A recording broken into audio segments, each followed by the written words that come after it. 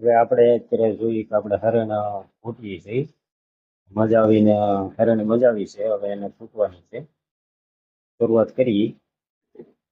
માં શું છે કે હરણ ફૂટતી વખતે કદાચ કોટેડ લાલ થતી હોય તો ફટ બળવાની શક્યતા રહે.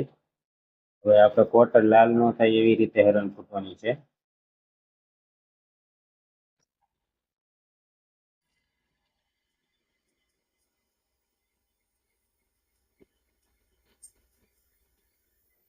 હરણ આપણે ફૂટીએ હંમેશા હરણનું જે કટોરી છે એ આખા પટમાં જ હાલવી જોઈએ.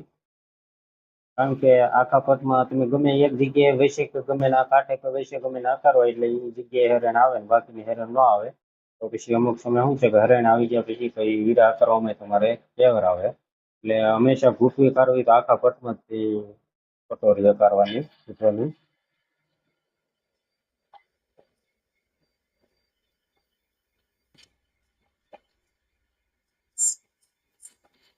આ ધ્યાન રાખવાનું કે કોટે લાલ ન થાય.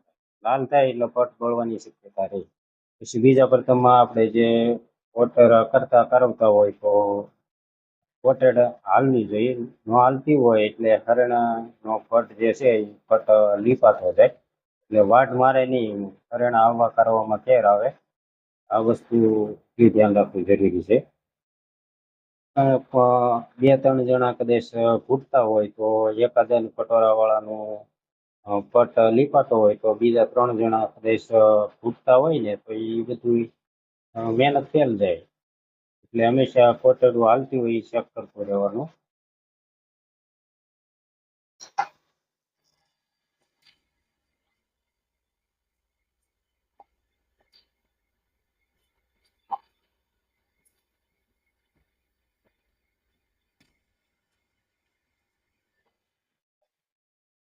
કટોરી હંમેશા આપણે ઘૂંટવાની સીધ બરાબર જ ઘૂંટણ કરવાનું.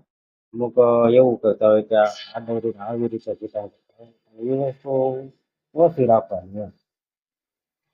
જેટલું બને એટલું સીધા ભારે તમે ઘૂંટણ કરશો એટલું વધારે સારું પડશે.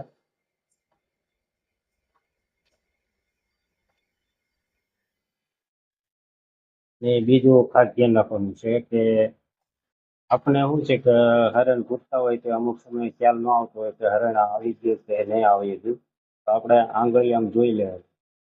હરણનો જે પટનો પાવડર હોય કે નહીં પાવડર આપણે કાળો પાવડર એ થોડોક આંગળીએ બેહવા લાગશે. ધ્યાન રાખવાનું છે અહીંયા આંગળી અડી ન જાય ને થોડીક હરણ વાગી જાય. ચેક કરી જોવાનું પાવડર આવે છે કે નહીં. પાવડર ન આવતો હોય ને તો ગમે એ કોટર એકાદી કોટર લીપાતી હોય કે એટલે પાવડર છૂટો ન પાડે. પાવડર જ્યાં સુધી છૂટો ન પડે ત્યાં સુધી હરણ આવવાની શક્યતા આવું ઓછી રહે. એટલે પાવડર જ્યારે આવવાનું શરૂ થઈ જાય તો સમજી લેવાનું ધીમે ધીમે પટ આવવાની તૈયારીમાં છે.